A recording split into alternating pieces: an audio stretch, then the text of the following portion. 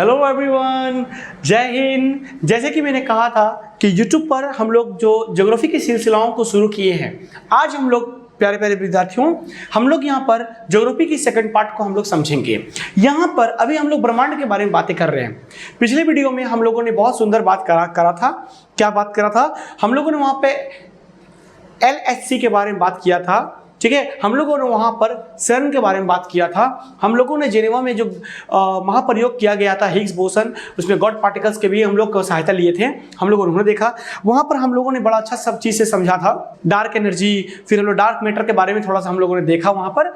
तो इन सारी चीजों पर हम लोगों ने देखने पर अब हम लोग इस पार्ट में हम लोग क्या पढ़ेंगे? इस पार्ट में पढ़ेंगे हम लोग आकाशगंगा के बारे में।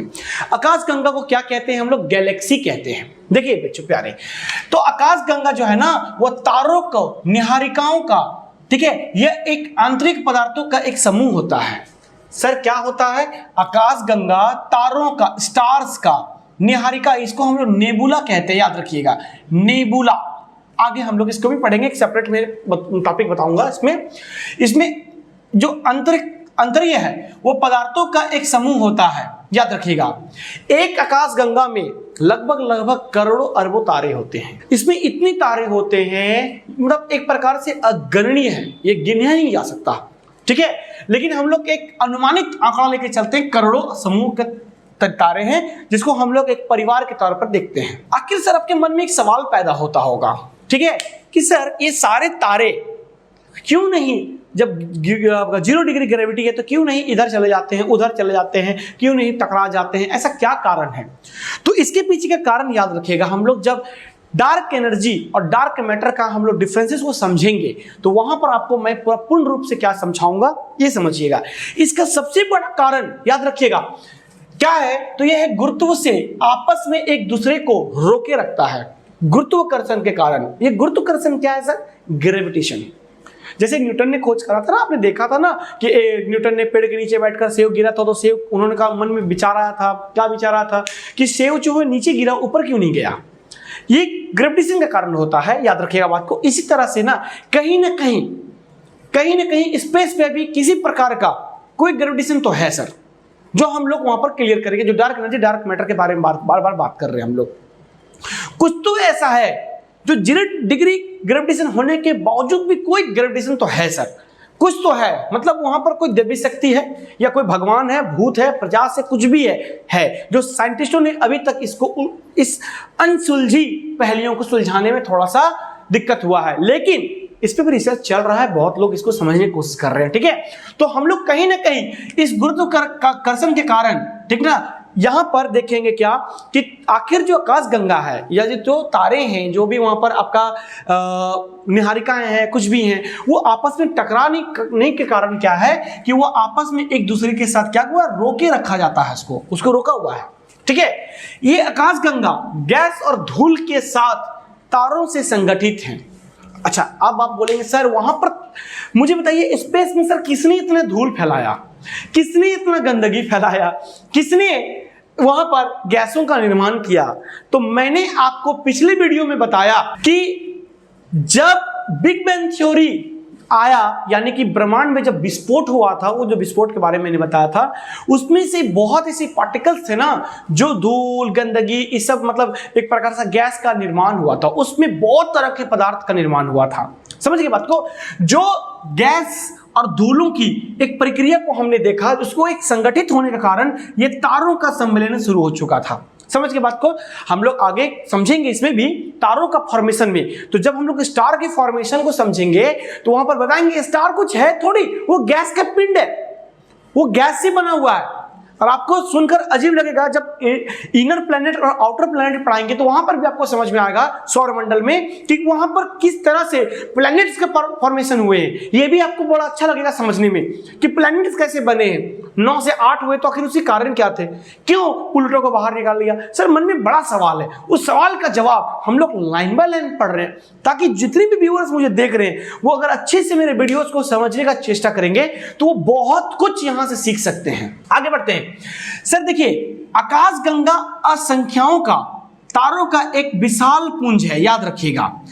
असंख्याक सर, मैंने कहा था ना आपको अभी थोड़ी देर पहले, अनगिनत है।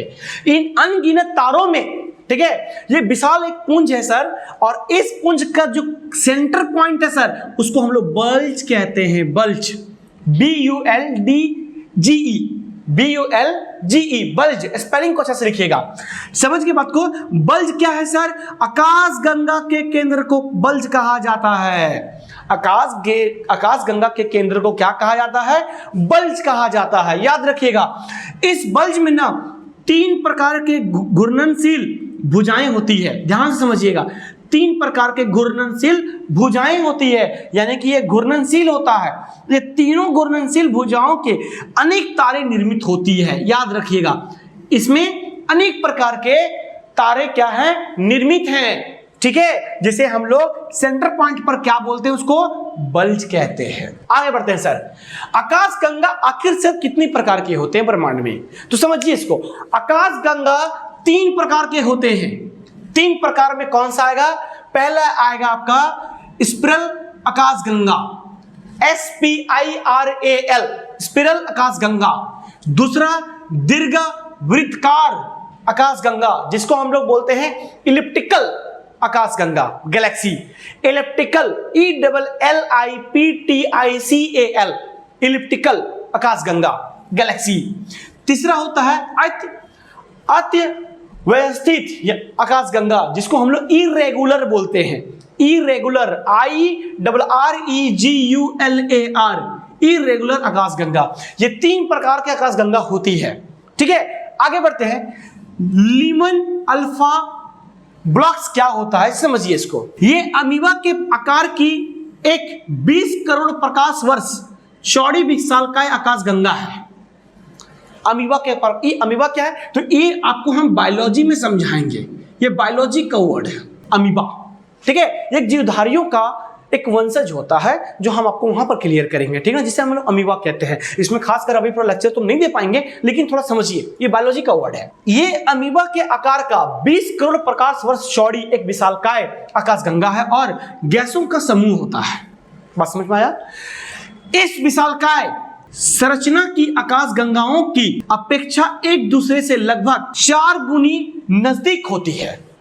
याद रखिएगा, इसका जो विशालकाय संरचना होता है, ठीक है, आपका लीमन का, अल्फा का, तो ये जो बहुत बड़ा संरचना है, कहां है? वो आकाश गंगा में, जिसकी अगर हम लोग कंपैरिजन करें, ठीक ना, तो वो क्या होता है कि वो एक दूसरे से, ठीक है, लगभग 4 गुनी नजदीक होती है। 4 गुनी नजदीक मतलब अगर हम लोग यहां पर रखें तो ये एक नजदीक को क्रिएट करेगा, लेकिन ये 4 गुना इससे नजदीक होता है, ठीक है, जिसको हम लोग लीमन अल्फा ब्लॉक्स कहते हैं। चलिए आगे हम लोग बढ़ते हैं, अगले पॉइंट पर देखते हैं। अच्छा, अगले पॉइंट क्या है सर? निहारिका। देखिए निहारिका, ये कोई लड़की का नाम नहीं है। निहारिका को हम लोग अंग्रेजी में कहते हैं नेबुला। याद रखिएगा, यह एक अत्यधिक प्रकाशमान आकाशीय पिंड है। यह सब बहुत ज्यादा प्रकाश देने वाला एक पिंड है, आकाशीय पिंड है, जो धूल एवं धूल कणों से मिलकर बना है। आप लोग एक बात को समझ रहे होंगे कि जब कोई स्टार का निर्माण होता है तो स्टार में शायद कुछ ऐसी चीजें लगी होती है। मैंने पिछले वीडियो में भी आपको कहा था, स्टार में कुछ है नहीं। स्टार में जनरली आपका तारों में गैस का एक पिंड होता है, ठीक है, जिसमें अगर आप ब्रह्मांड की नजर से देखें, आप ब्रह्मांड को अगर समझेंगे तो उसमें धूल एवं धूल कणों से मिलकर ये बना होता है। निहारिका को सौर मंडल का जनक भी का माना जाता है। याद रखिएगा, निहारिका को सौर मंडल का जनक भी माना जाता है। इसमें उसके ध्वस्त होने व क्रोड से बनने की शुरुआत लगभग 5 से 5.6 अरब वर्ष पहले हुई। तो सर अगर मैं इसकी बात कर रहा हूं तो कहीं ना कहीं अगर मैं ब्रह्मांड की बात करूं तो मैंने आपको फर्स्ट वीडियो में कहा था कि ब्रह्मांड का आज से लगभग 15 अरब साल पहले, 15 अरब वर्ष पहले। तो याद रखिएगा बात को, अगर हम लोग निहारिका की बात करें तो ये लगभग 5.6 अरब वर्ष से पहले, यानी कि 4.56 से 4.6 अरब वर्ष पहले ये बना है। इसका मतलब है कि बहुत 15 वर्ष से बहुत पहले, ठीक ना, आपका लगभग ये आपका बना है। ठीक है, यानी कि बहुत बाद में, आई एम सो सॉरी, बहुत बाद में यह बना है। तो 15 वर्ष पहले ये मैंने कहां आपको पढ़ाया था, तो ये मैंने आपको बताया था बिग बैंग का थ्योरी को। अगर आप पिछले वीडियो में जाएंगे तो वहां सब कॉन्सेप्ट को समझ सकते हैं कि ब्रह्मांड का निर्माण लगभग 15 अरब वर्ष पहले हुआ था, और निहारिका का अगर देखें तो लगभग 4.5 अरब वर्ष का समय काल रखा गया है। ठीक है, क्वेसर क्या होता है समझिएगा इसको। ये भी आकाशीय पिंड है, जिस तरह से ये आकाशीय पिंड है उसी तरह से ये भी एक आकाशीय पिंड है, जो आकार में आकाशगंगा से छोटा है। आकाशगंगा से देखा जाए तो वो छोटा है, ठीक है, परंतु उससे अधिक मात्रा में ऊर्जा का उत्सर्जन करता है। अगर जो निहारिका का जो प्रकाश है उसे अगर देखा जाए तो उससे बहुत ही कम उत्सर्जन इसमें करता है। इनकी खोज लगभग 1962 में की गई थी। किसकी खोज की गई थी सर? क्वेसर का। ठीक है, आगे बढ़ते हैं हम लोग। डार्क मैटर, देखिए ये डार्क मैटर के बारे में मैंने आपको पिछली वीडियो में भी समझाया था। ब्रह्मांड का पदार्थ केवल मंदाकिनियों, तारों और ग्रहों के द्रव्यमान द्वारा ही निर्धारित नहीं किया जाता है। अगर आप ब्रह्मांड का अच्छे नॉलेज लेना चाहते हैं, अच्छा ज्ञान लेना चाहते हैं, तो आप ये मंदाकिनियों पर ना जाएं, सिर्फ और सिर्फ तारों पर ना जाएं, सिर्फ और सिर्फ ग्रहों के द्रव्यमान, उसके मास का वैल्यू को ना समझें। इसका मतलब है कि सर इसके अलावा भी बहुत कुछ है आपको समझने के लिए। समझिएगा, यह बहुत अच्छा पॉइंट है। वैज्ञानिकों का मानना है कि ब्रह्मांड में अनेक ऐसे पदार्थ भी हैं, मौजूद हैं जो अदृश्य हैं, और ब्रह्मांड का 90 से 95% द्रव्यमान, उसकी जो मास है, इनकी अदृश्य पदार्थों के कारण है, जो वैज्ञानिकों ने इसे डार्क मैटर के नाम से दिया गया है। अब समझिएगा मैं जो आपको कहना चाहता हूं, सुनिएगा। क्योंकि हालांकि जब मैंने ज्योग्राफी क्लास स्टार्ट किया था तो हमारे मन में एक बहुत बड़ा प्रश्न उठा था, जो मैंने आपको कहा था। क्या था समझिएगा इसको, कि सर हमारे पृथ्वी के बाहर ब्रह्मांड जब हम लोग जाएंगे तो ब्रह्मांड में सर सारे तारे टकराते क्यों नहीं है सर, ग्रह टकराते क्यों नहीं है, दूर क्यों नहीं जाते हैं, इधर उधर क्यों नहीं हो जाते हैं। तो मैंने कहा था कि स्पेस पे 0 डिग्री ग्रेविटी है, लेकिन इसके अलावा भी कुछ ग्रेविटीज होती है, जिसको हम लोग डार्क मैटर या डार्क एनर्जी, इसमें एक और पॉइंट मैंने आपको बताया था, एक और डायमेंशन, याद रखिएगा। इनकी जब स्टडी हम आपको बताएंगे तो यहां पर आपको समझ में आएगा कि कुछ एनर्जी ऐसी भी होती है, ठीक है, आपका ब्रह्मांड में जो अदृश्य है, वो दिखाई नहीं देता, मतलब इनविजिबल है। वैज्ञानिकों की खोज उसी पे लगा हुआ है, जिसको हम लोग डार्क मैटर के नाम से जानते हैं। हालांकि अभी एक रिसेंट में एक आपका न्यूज हम लोग को देखने को मिलता है कि इटली के वैज्ञानिकों ने इस डार्क मैटर का, डार्क एनर्जी पर इन्होंने कुछ थ्योरीज रखा, इस पे कुछ बात कहा, जो हम लोग एक सेपरेट वीडियोस में कभी अगर आएंगे तो वो हम आपको बताएंगे कि क्या कारण है कि डार्क मैटर, डार्क एनर्जी में, है ना, इटली के वैज्ञानिकों ने इस पे क्या चर्चा दिया। तो फिलहाल तो अभी हम लोग ये समझते हैं कि डार्क मैटर का नाम क्या क्या पड़ा, कैसे पड़ा, ये मैंने आपको अभी हालांकि मैंने समझाने की कोशिश की आपको। चलिए आगे बढ़ते हम लोग नक्षत्र मंडल पर। इसको हम लोग कंस्टेलेशन कहते हैं। नक्षत्र मंडल क्या है सर, समझिएगा। रात्रि में आसमान में तारों के समूह द्वारा बनाई गई विभिन्न आकृतियों को नक्षत्र मंडल कहते हैं। रात्रि में जब आसमान की ओर देखिएगा तो आप समझिएगा तारों के जो समूह होती है ना, उसके द्वारा बनाई गई विभिन्न आकृतियां होती है, यानी कि आपका एक प्रकार से आप देखिए शेप वाइज, वो आकृतियों को हम लोग नक्षत्र मंडल कहते हैं। बात समझ में, जिसको हम लोग अंग्रेजी में बिग बियर, ऐसा ही एक नक्षत्र मंडल हम लोग नाम रखते हैं। बिग बियर यानी कि उसको अंग्रेजी में कहते हैं अर्सा मेजर। बात समझ में आया, किसको कहते हैं सर? तो फिर से एक बार समझिएगा। आसमान में रात के समय तारों के जो समूह द्वारा बनाई गई विभिन्न आकृतियां हैं, इसी को नक्षत्र मंडल कहते हैं, जो बिग बियर यानी अर्सा मेजर, ऐसा ही एक नक्षत्र मंडल के नाम से भी जानते हैं। ठीक है, जो बहुत आसानी से पहचाने में आने वाली जो नक्षत्र मंडल होता है, कंस्टेलेशन होता है, उसको हम लोग स्मॉल बियर कहते हैं, यानी कि अर्सा माइनर कहते हैं। ठीक है, आगे बढ़ते हैं हम लोग। यह 7 तारों का एक समूह है, जो कि बिग बियर का भाग होता है। याद रखिएगा, बिग बियर मतलब अर्सा मेजर का भाग होता है, 7 तारों का समूह। इसे सप्तऋषि मंडल भी कहा जाता है। देखिए ये सप्तऋषि की कहानी क्या है समझिएगा थोड़ा सा। सप्तऋषि हमारे भारत के एक बहुत बड़े ऋषि थे, जिन्होंने आज से कई हजार साल या कई साल पहले कई सौ साल पहले उन्होंने कंस्टेलेशन की थ्योरी दिया था। लेकिन हम लोग जैसे कि भारतीय, हम लोग विदेशों को ज़्यादा मानते हैं, अपने देश के बड़े बड़े राज ऋषि मुनियों को नहीं मानते हैं। हम लोग बहुत बड़े बड़े ऐसे भी ज्ञानी पुरुष होते हैं, बुद्धिजीवी होते हैं, जो बड़े बड़े विद्वान होते हैं, उनकी बातों को हम लोग नहीं देते हैं। उसके पीछे भी बहुत सारे लॉजिक और कारण होते हैं। लेकिन सप्तऋषि की लिखी गई जो कंस्टेलेशन है ना, उसमें यह बात को लिखा गया था कि नक्षत्र मंडल होते क्या है, जो आज एस्ट्रोफिजिक्स में पढ़ा जाता है। आज हम लोग अक्सर देखते हैं, आप लोग कैलेंडर के शुरू हम लोग समझते हैं कि नक्षत्र होती क्या है, नक्षत्र को लोग मानते क्यों नहीं है, आज एस्ट्रोलॉजी को इतना लोग समझते हैं।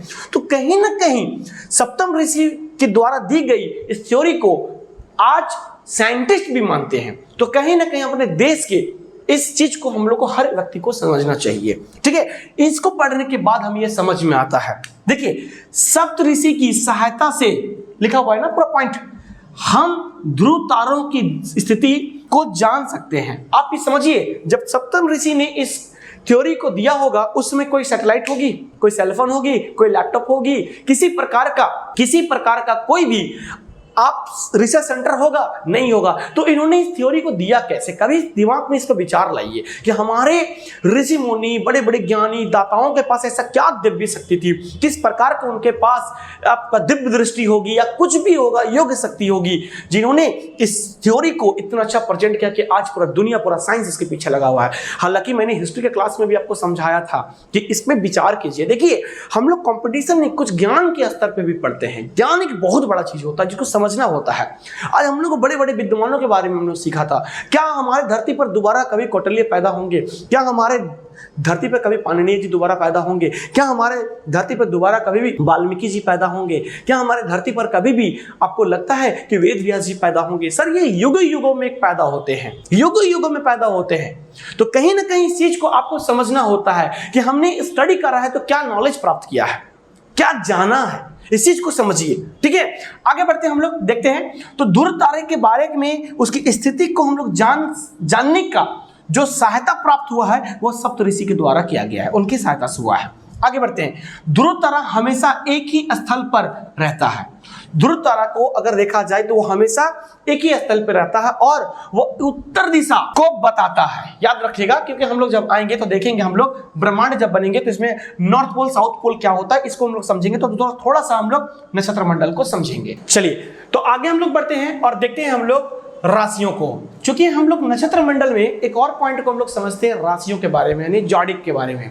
देखिए, जॉडिक और जॉडिक के साइन क्या होते हैं समझिएगा इसको। ठीक है, सूर्य की परिक्रमा करते समय पृथ्वी 12 नक्षत्र समूह से होकर गुजरती है। अभी मैंने बताया नक्षत्र के बारे में, यानी कि जब सूर्य की परिक्रमा पृथ्वी करता है, आप लोग सब जानते हैं, मैंने पिछले वीडियो में भी बताया था आपको कि जब सूर्य की परिक्रमा पृथ्वी करती है तो उस समय पृथ्वी में 12 नक्षत्र समूह से होकर गुजरती है, उसको काट कर जाती है, जिन्हें हम राशियां कहते हैं। और ये इस प्रकार है, याद रखिएगा बात को। ठीक है, तो हमने आपको ये थ्योरी बताया था कहां पर? हेलियोसेंट्रिक थ्योरी में। याद रखिएगा, हेलियोसेंट्रिक थ्योरी किसने दिया था? तो वो दिए थे आपका कॉपरनिकस ने। याद रखिएगा, 1543 ईस्वी को पिछले वीडियो में मैंने सेपरेट बनाया था। अगर आप पिछले वीडियो को बड़ी बढ़िया समझेंगे तो इस वीडियो को आप और अच्छे से समझ सके इस क्लास को, और आपके नॉलेज बहुत अच्छे रूप से आपका इंक्रीज करेगी। तो 12 राशियां कौन कौन सा है एक बार मैं आपको पढ़ा देता हूं। मेष जिसको हम लोग एरिस बोलते हैं और इसकी चिन्ह होती है भेड़, याद रखिएगा। दूसरा होता है वृष जिसको हम लोग टेरस बोलते हैं, इसकी जो चिन्ह होती है उसको बोलते हैं हम लोग वैल। अगला होता है मिथुन जिसको हम लोग जिमिनी कहते हैं और इसका जो चिन्ह होता है उससे कहते हैं हम लोग स्त्री पुरुष।